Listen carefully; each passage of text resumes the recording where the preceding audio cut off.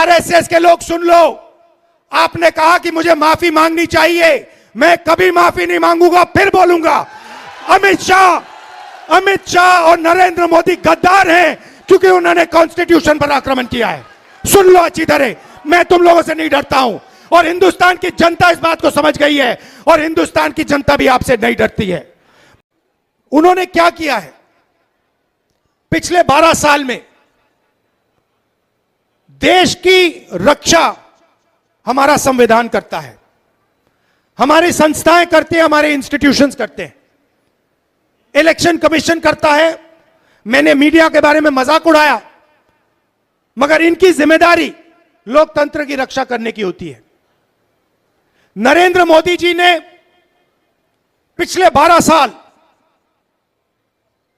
संविधान पर आक्रमण किया है, हमारी सारी की सारी संस्थाओं को नष्ट किया है। आरएसएस के लोगों को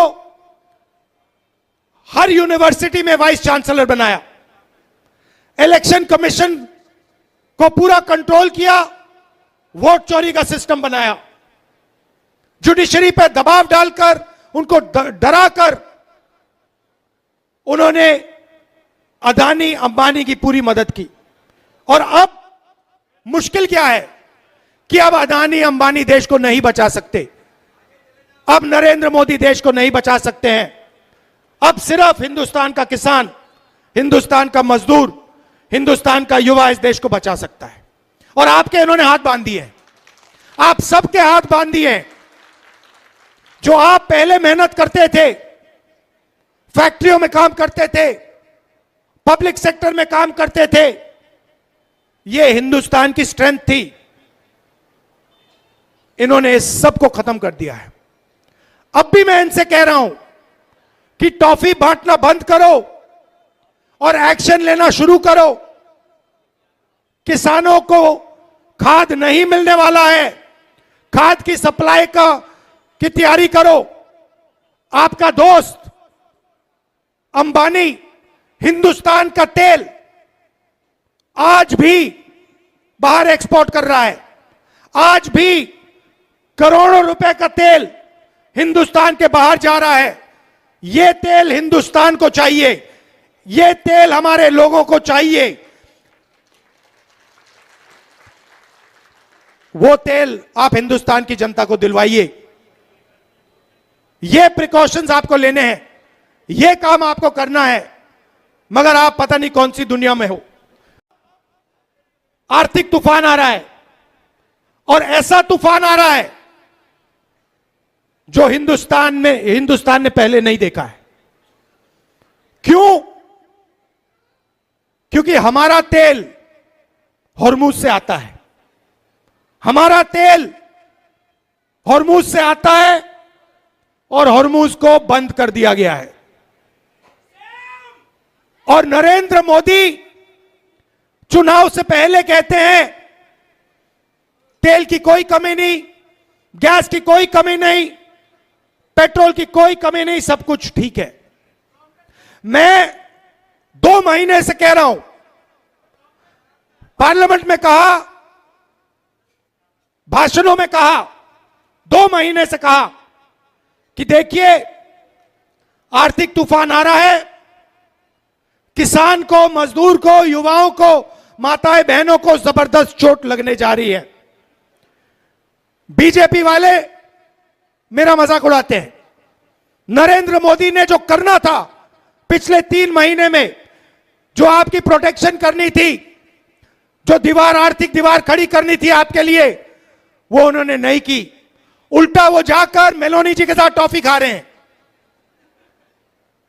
और वीडियो बना रहे हैं, जैसे मजाक चल रहा है। वापस आएंगे, आप देखना क्या होता है। वापस आएंगे, आर्थिक तूफान आएगा, गरीब लोगों को चोट लगेगी, किसानों को खाद नहीं मिलेगी, पेट्रोल डीजल के दाम आसमान तक पहुंच जाएंगे, महंगाई बढ़ेगी। उसके बाद नरेंद्र मोदी हाथ जोड़ेंगे, कहेंगे भाइयों और बहनों मुझे फांसी पर चढ़वा दो। रोएंगे, कहेंगे मेरी गलती नहीं है, अगर मेरी गलती है तो मुझे फांसी पे चढ़ा दो, कहेंगे आप देखना। नरेंद्र मोदी और अमित शाह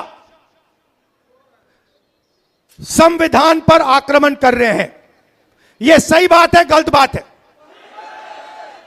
वोट चोरी संविधान पर आक्रमण है? अदानी अंबानी को देश का पूरा धन देना संविधान पर आक्रमण है? हिंदुस्तान की सारी यूनिवर्सिटीज के ऊपर वाइस चांसलर आरएसएस के वाले बैठाना आक्रमण है नहीं है? इलेक्शन कमीशन, जुडिशरी, हमारी संस्थाओं को नष्ट करना संविधान पर आक्रमण है? संविधान हिंदुस्तान है, संविधान हिंदुस्तान की आवाज है। तो जो संविधान पर आक्रमण करता है, जो संविधान को नष्ट करता है, उसको आप क्या कहोगे? उसको क्या कहोगे? गद्दार कहोगे। इसीलिए मैंने खुल के कहा है कि नरेंद्र मोदी, अमित शाह संविधान पर आक्रमण कर रहे हैं। उन्होंने देश का धन अदानी अंबानी को बांटा, उन्होंने देश की संस्थाओं को खत्म किया, उन्होंने वोट चोरी करवाई, इलेक्शन कमीशन को दबाया, जुडिशरी पर दबाव डाला,